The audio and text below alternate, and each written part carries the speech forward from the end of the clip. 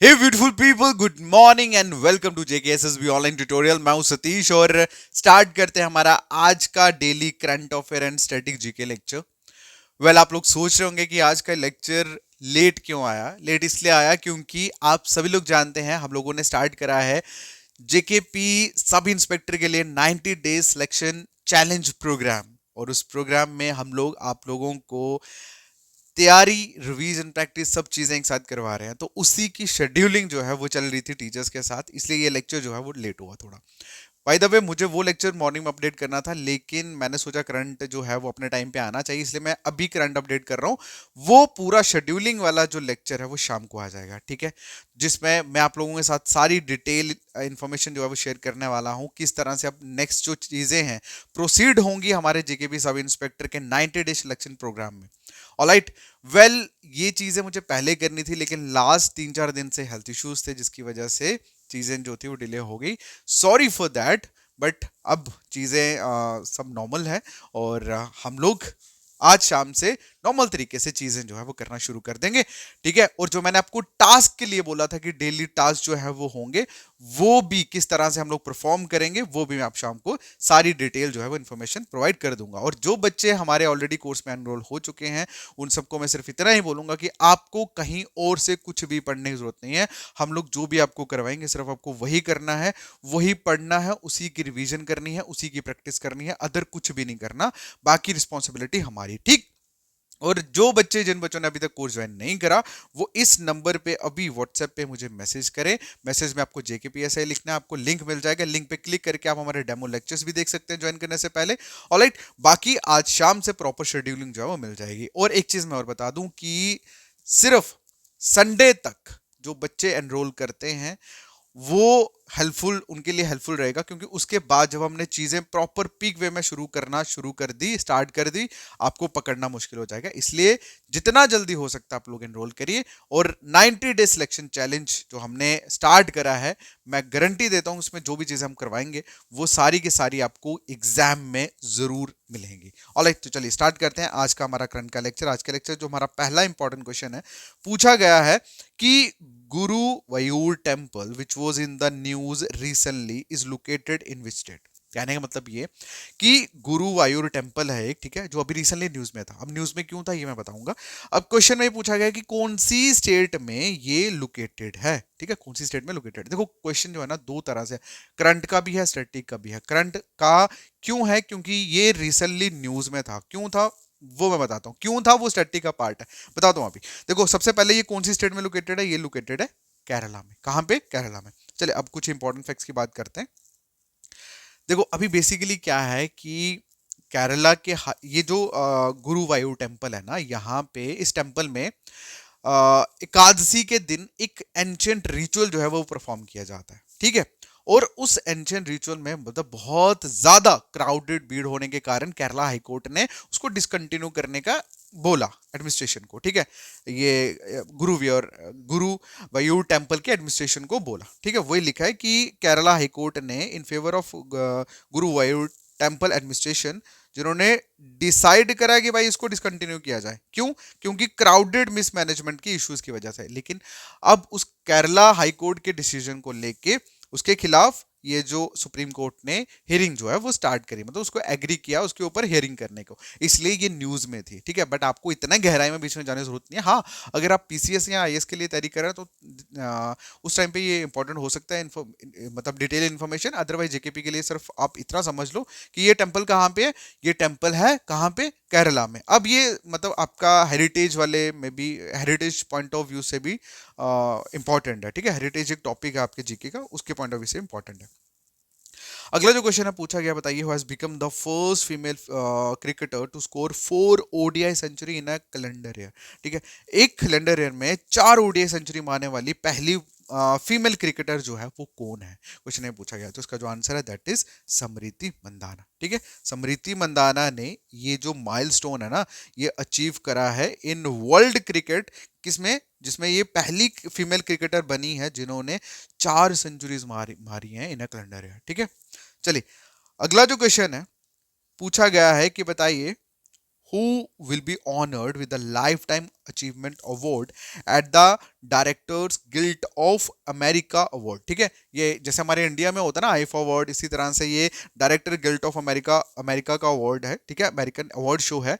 तो वहां पे लाइफ टाइम अचीवमेंट अवार्ड जो है वो किनको दिया है, किनको सम्मानित करा लाइफ टाइम अवार्ड्स के साथ, क्वेश्चन में ये पूछा गया। तो इसका जो आंसर है दैट इज एंगली। ठीक है, एंगली कौन है? ये बेसिकली एक फिल्म मेकर है और इनको ये prestigious life time achievement award जो है मिला है। और ये कौन सा सेशन हो रहा था? 77th annual director guild of American award हो रहा था। ये बेसिकली मतलब हो नहीं रहा था, अभी होना ये 8 फेब 2025 में। ठीक है, लेकिन ये मतलब उसके साथ मतलब इनको पहले ही सम्मानित जो है वो कर लिया जाता है, ऑनर जो है वो कर लिया जाता है। अगर हम बात करें इसका मतलब ये जो DGA life time achievement awards जो है ये फर्स्ट टाइम कब एस्टेब्लिश हुआ था, कब मतलब स्टार्टिंग कब हुई थी? दैट वो स्टार्ट इन 1953। कब हुई थी? 1953 में। ठीक है, चलिए अगला जो क्वेश्चन है पूछा गया है कि बताइए what position did India score in the Asian women handball championship 2024। मतलब एशियन विमेन हैंडबॉल चैंपियनशिप 2024 में इंडिया का कौन सा रैंक, मतलब इंडिया ने कौन सी पोजीशन जो थी वो सिक्योर करी? तो इसका जो आंसर है दैट इज 6th पोजीशन। कौन सी पोजीशन? 6th position. ठीक है, चलिए अब हम बात करें तो इंडियन विमेन हैंडबॉल टीम ने एक बहुत बड़ा माइलस्टोन अचीव करा है, क्योंकि बहुत लंबे अरसे के बाद हैंडबॉल टीम, विमेन की हैंडबॉल टीम ने ये जो माइलस्टोन है अचीव करा है। ठीक है, एशियन चैंपियनशिप में, जिसमें उन्होंने 6th पोजीशन जो थी वो हासिल करी। ठीक है, 6th रैंकिंग है इनकी। अगला जो क्वेश्चन है पूछा गया है, बताइए who has been appointed by Gujarat Titan as a bowling coach. तो मतलब गुजरात जायंट ने अपना बॉलिंग कोच के तौर पे किनको अपॉइंट करा है, क्वेश्चन में ये पूछा है। तो इनका जो आंसर है दैट इज सॉरी परवीन तांबे। किनको करा है? परवीन तांबा को। ओके, चलिए अच्छा, प्रवीण तांबा को इन्होंने बॉलिंग को जो है वो बनाया है, और उसके बाद ऑस्ट्रेलियन डैनियल मार्श को इन्होंने बैटिंग कोच के तौर पे अपॉइंट करा है। ठीक है, चलिए समझ आ रही है? देखो मैं जो आपको चीजें करवा, जो इंपॉर्टेंट रहती है मैं उसके ऊपर जोर देता हूँ, जो चीज आपको नहीं करनी उसको, ठीक है, मैं ज्यादा जोर भी नहीं देता हूँ, क्योंकि सारी चीजें करंट पॉइंट ऑफ व्यू से बढ़िया नहीं होती, लेकिन कुछ चीजें ऐसी हैं जिन पे आपको ज्यादा जोर देना होता है।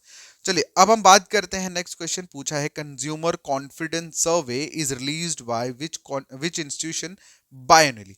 कहने का मतलब ये कि एक सर्वे है जिसका नाम है कंज्यूमर कॉन्फिडेंस सर्वे। ठीक है, ये कौन सा इंस्टीट्यूट जो है इसको रिलीज करता है, वो भी बायनली।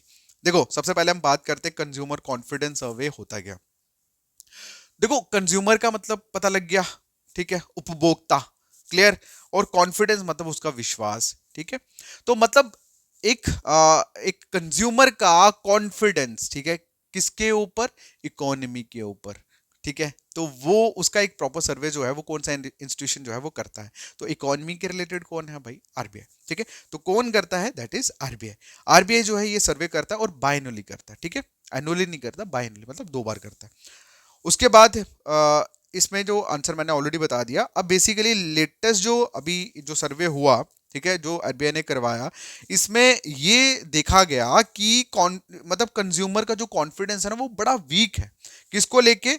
इकोनॉमी को लेके, एम्प्लॉयमेंट को लेके, इनकम को लेके, स्पेंडिंग को लेके, मतलब उसका कॉन्फिडेंस जो है ना वो बहुत ज्यादा वीक हो चुका है। क्योंकि सबको पता है कभी भी कुछ भी हो सकता है, चीजें महंगाई पर बढ़ती जा रही है, एम्प्लॉयमेंट है ही नहीं, क्लियर है। और उसके बाद ये बेसिकली जो मैंने ऑलरेडी बता दिया, ये जो सर्वे है ये बायनली होता है। ठीक है, बस इतना ही समझना, ज्यादा घुसने की जरूरत नहीं है आपको। नेक्स्ट जो क्वेश्चन है पूछा गया, बताइए which country developed the world first carbon 14 diamond battery. तो कौन सी कंट्री ने डेवलप करा भाई? इसका जो आंसर है दैट इज यूके। क्या आंसर है इसका? यूके। एक सेकेंड, इसका जो आंसर है दैट इज यूनाइटेड किंगडम। और यूनाइटेड किंगडम सॉरी साइंटिस्ट जो हैं ब्रिस्टल यूनिवर्सिटी के जो यूके में है, और उसके बाद यूके एटॉमिक एनर्जी अथॉरिटी ने मिलके डेवलप करा है वर्ल्ड का पहला कार्बन 40 बैटरी। ठीक है, जिसमें रेडियो एक्टिव डिले जो है यूज किया गया है। ऑलराइट, चलिए अगला जो क्वेश्चन है पूछा गया है कि बताइए which Indian ecologist won the champion of the earth award 2024। ठीक है, कौन से इंडियन ने, ये बेसिकली जो क्वेश्चन मैं आपके साथ डिस्कस कर रहा हूँ ईवीएस का भी पार्ट है, तो कौन से इंडियन इकोलॉजिस्ट ने जीता है क्या champion of the earth award 2024 का? तो इसका जो आंसर है दैट इज माधव गडगिल। ठीक है, माधव गडगिल ने champion of the earth award 2024 जो है वो जीता है। ठीक है, ये बेसिकली इकोलॉजिस्ट हैं और इनको यूएन द्वारा champion of the earth award जो है वो मिला है 10 दिसंबर 2024 को। किस लिए? जो इन्होंने काम करा था कहाँ पे? ईस्टर्न घाट में। ठीक है, ग्लोबल बायोडाइवर्सिटी हॉटस्पॉट में। क्लियर? उसके बाद जो गडगिल है ये बेसिकली वेस्टर्न ईस्टर्न घाट इकोलॉजी एक्सपर्ट पैनल को हेड भी कर रहे थे। ठीक है, और वहां पे उस रीजन के मतलब वेस्टर्न घाट के रीजन को इन्होंने पर्टिकुलरली वहां के जो चैलेंजेस फेस करते हैं लोग, मतलब क्लाइमेट्स पॉइंट ऑफ व्यू से, क्लाइमेट चेंज या डेवलपमेंट या अदर प्रेशर, वो सारी इन्होंने स्टडी करी और उसी के बेसिस पे इनको ये अवार्ड जो है वो मिला है। ठीक, अगला जो क्वेश्चन है पूछा गया, बताइए what is the name of AI powered platform developed by IIT Delhi for discovering molecule to slow down ageing. तो कहने का मतलब ये कि ऐसा कौन सा एआई पावर्ड प्लेटफॉर्म जो है वो डेवलप करा है आईआईटी दिल्ली ने, जिसमें इन्होंने मॉलिक्यूल्स डिस्कवर्ड करे हैं जो एजिंग को स्लो डाउन करते हैं। मतलब आपकी जो एजिंग, मतलब आज का टाइम में आपने देखा बहुत सारे लोग टाइम से पहले ही ऐसे थोड़े बूढ़े लगना शुरू हो जाते, तो उस पर्टिकुलर एक ऐसा मॉलिक्यूल इन्होंने डिस्कवर करा जिसमें वो एजिंग को स्लो डाउन करता है। तो इसका जो आंसर है दैट इज एज एक्सटेंड। ठीक है, एज एक्सटेंड नामक का एक एआई पावर्ड प्लेटफॉर्म है जो आईआईटी ने डिस्कवर करा। सुनिए, अब बेसिकली इसके कुछ इंपॉर्टेंट फैक्ट जो है वो बताते हैं।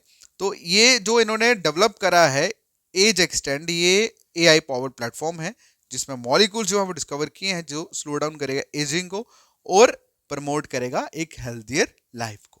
ओके, अगला जो क्वेश्चन है ये बेसिकली रिवीजन क्वेश्चन है आप सबके लिए, जिसमें पूछा गया है कि बताइए प्रधानमंत्री पोषण शक्ति निर्माण, जिसे शॉर्ट में पीएम पोषण भी बोला जाता है, एक स्कीम है, ये कौन सी मिनिस्ट्री जो है इस इनिशिएटिव, मतलब कौन सी मिनिस्ट्री का ये इनिशिएटिव है?